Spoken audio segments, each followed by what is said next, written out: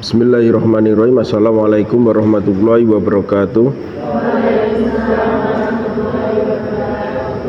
Alhamdulillahi haqqa hamdi wa naskurullahi haqqa sukri. Assalatu wassalamu ala nabiyil ummi khatamul anbiya wa imamil mursalin wa ba'd. Terima kasih teman-teman sudah menyempatkan waktunya untuk mata kuliah tafsir ayat-ayat manajemen. Pertanyaannya, kenapa prodi manajemen pendidikan harus mempelajari tafsir ayat-ayat yang berkenaan dengan manajemen? Jadi tujuan dari dibekalinya mahasiswa MPI untuk mata kuliah tafsir ayat-ayat manajemen itu pertama, karena MPI atau manajemen pendidikan Islam, di situ ada kata-kata Islamnya. Sementara sumber ajaran Islam itu berasal dari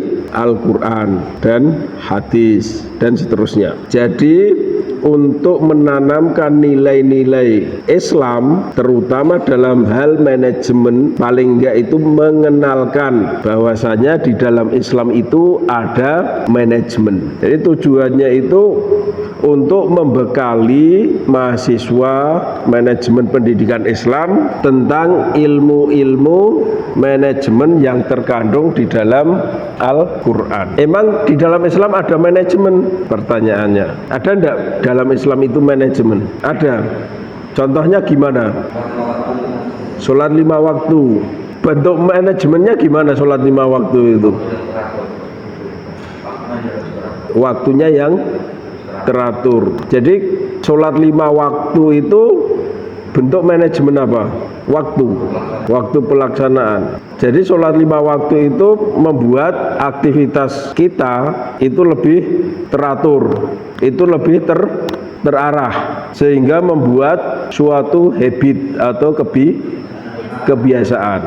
Oke, contohnya tadi sholat 5 waktu. Ada contoh lain di dalam Islam manajemen? Zakat dalam Islam itu mengandung manajemen apa? Iya, maksudnya manajemen apa itu?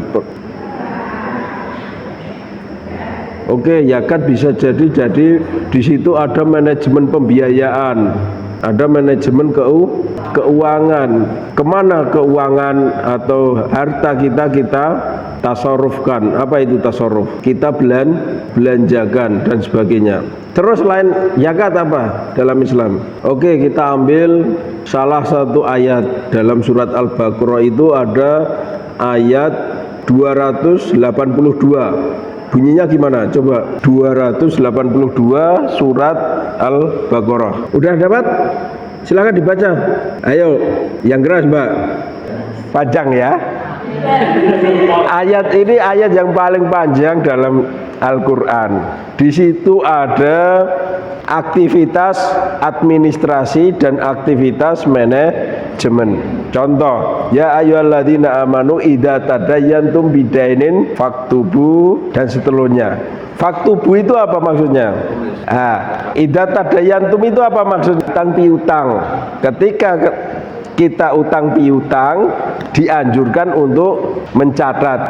Aktivitas mencatat atau amaliyah mencatat itu masuk ke dalam kategori aktivitas akuntansi atau akuntansi keuangan gitu. Terus di dalam tengah-tengah ayat itu tadi ada bunyinya, lafadznya gimana? Lafadznya gimana? Coba. Dalikum aqsatu indallahi wa aqwamu li syahadati wa adna alla tartabu illa antakuna tijaratan hadiratan tudirunaha bainakum. Di situ ada lafadz tudirunaha bainakum. Yang dimaksud tudiru itu apa?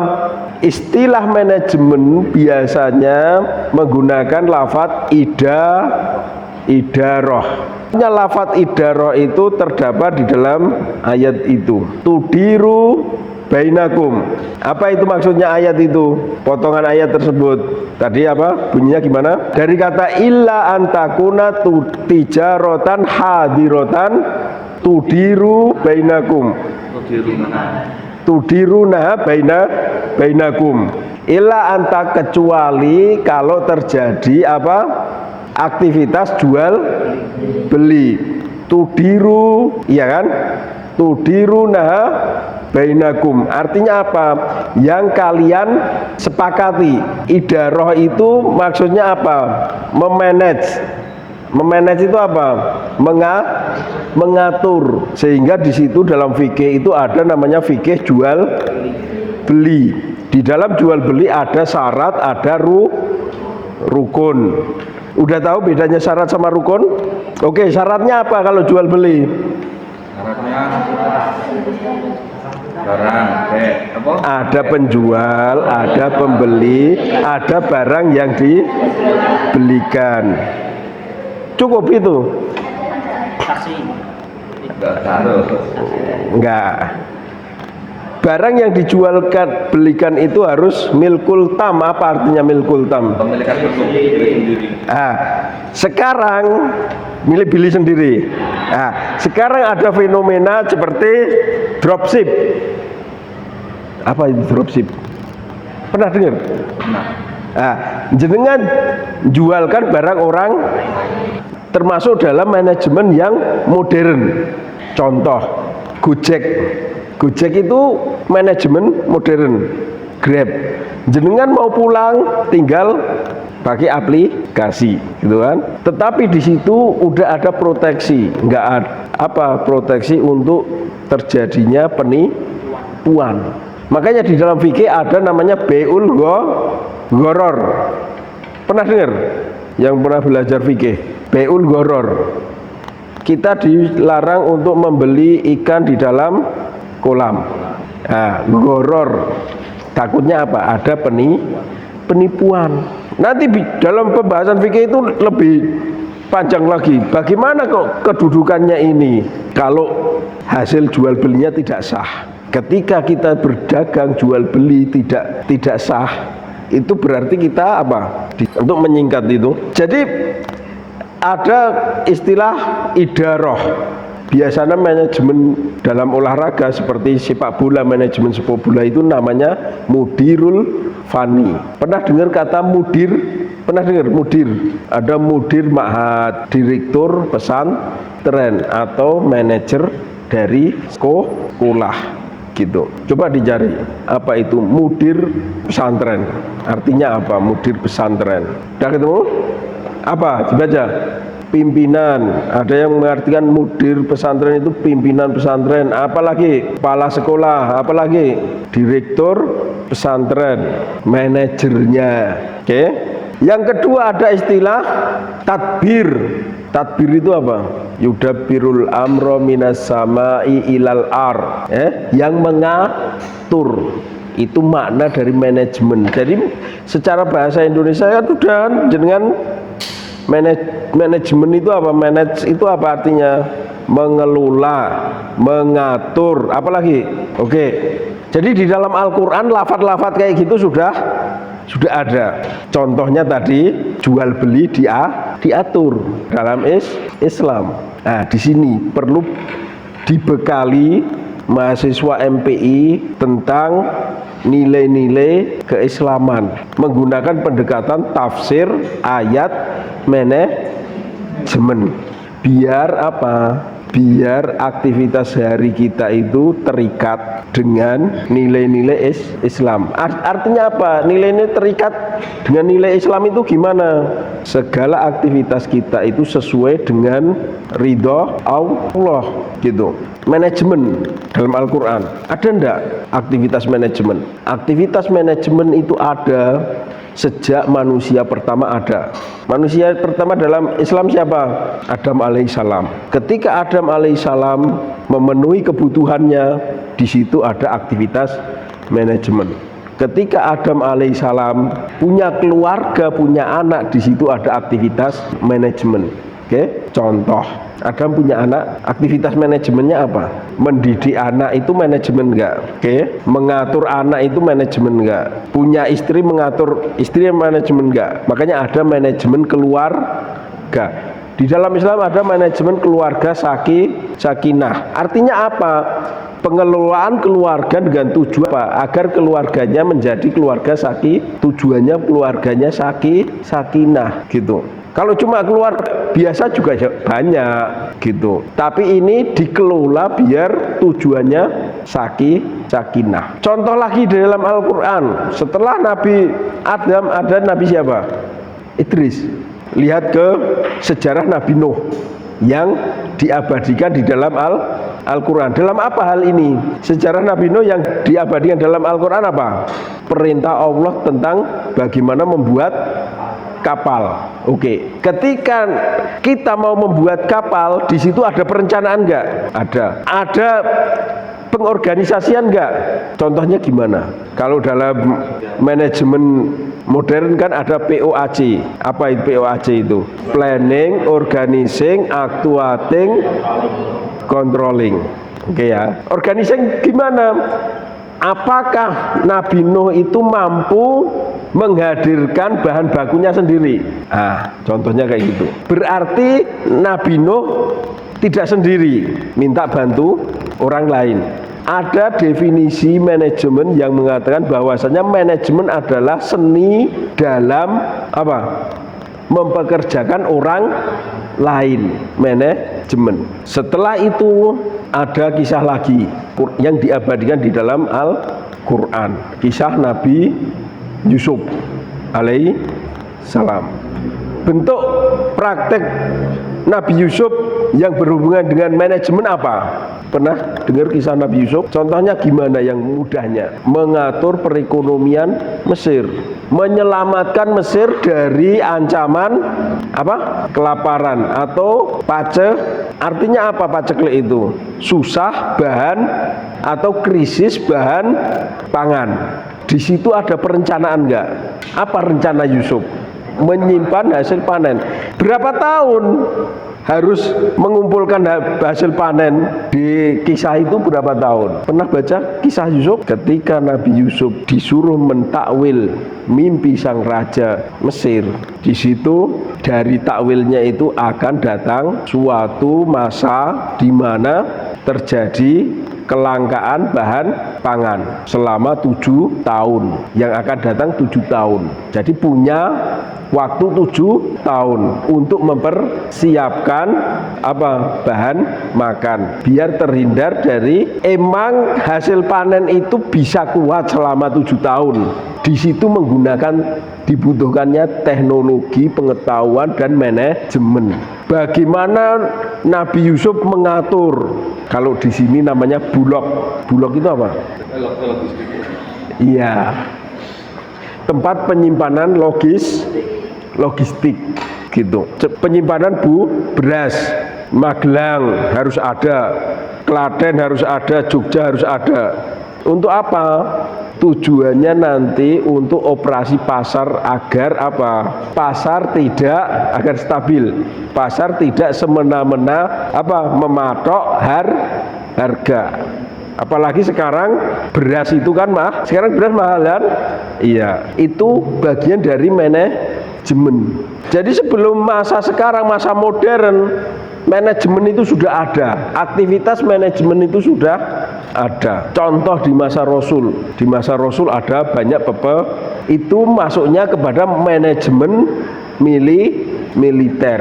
Bagaimana mengatur pasukan, padahal pasukannya sedikit melawan musuh yang ketika pasukan sedikit melawan musuh yang banyak, tidak diatur atau dikelola dengan manajemen yang bagus, dia akan mudah dikalahkan. Hal ini masuk dalam manajemen strategi kayak gitu. Begitu juga dalam pendidikan. Pendidikan kalau tidak diatur, dimanage, dikelola dengan baik, maka pendidikan itu tidak akan menghasilkan output yang baik. Makanya di situ pentingnya ilmu manajemen pendidikan.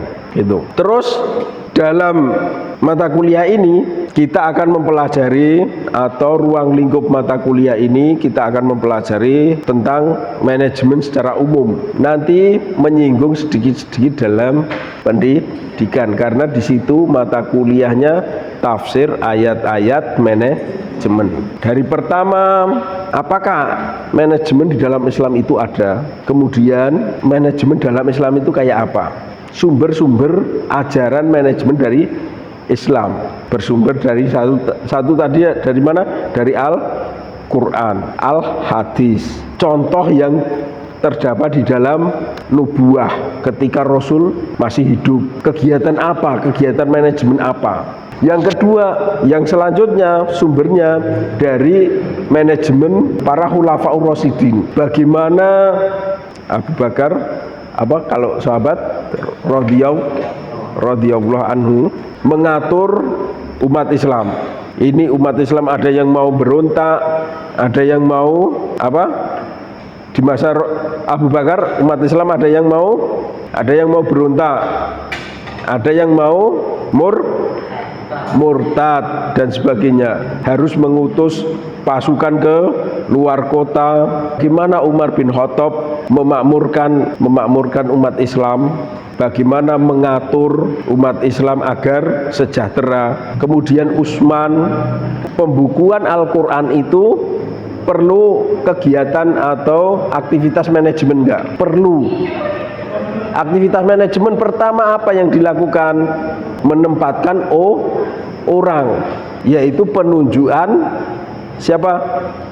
Zaid bin sebagai yang bertanggung jawab dalam pengumpulan mushaf. Di situ dalam manajemen disebut the right man in the right place. Ketika orang itu salah ditempatkan, maka manajemen juga akan mengalami kegagalan atau rugi di situ. Kemudian setelah khulafaur rasyidin sampai Ali radhiyallahu anhu, diteruskan oleh Bani Umayyah. Bagaimana membentuk Baitul Mal? Baitul Mal itu apa? Ya, di situ masuknya ke dalam manajemen keuangan. Sampai di modern banyak disebut manajemen perbankan Islam. Jadi konsepnya itu, ini banyak orang kaya, hartanya dikumpulkan untuk pemberdayaan orang yang kekurangan. Jadi orang kaya hartanya tidak dipakai, tidak diputar, kan mubadzir, dimasukkan di bank untuk memberdayakan orang miskin yang tidak punya pekerjaan, tidak punya modal, gitu, biar dia berwirausaha, memiliki usaha. Kalau dalam konvensional namanya perkreditan.